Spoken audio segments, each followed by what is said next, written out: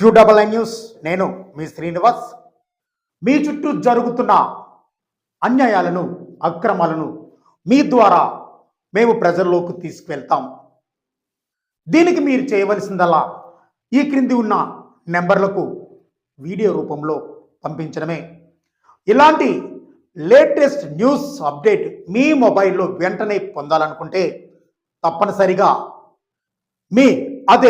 మన QNN news ఛానల్ని subscribe చేయండి.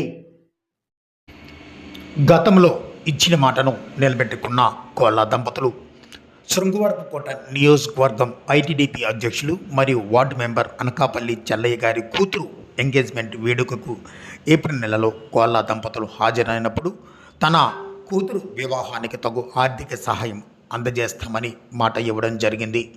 గతంలో ఇచ్చిన మాట ప్రకారం వచ్చే నెలలో జరగబోయే అనకాపల్లి చెల్లయ్య గారి కూతురు వివాహానికి ₹1,00,000 ఆర్థిక సహాయం అందించిన శృంగవరపుకోట నియోజకవర్గం ఎమ్మెల్యే కోళ్ళ లలిత కుమారి మరియు రాష్ట్ర కార్యనిర్వాహక కార్యదర్శి కోళ్ళ బాలాజీ అప్పల రాంప్రసాద్.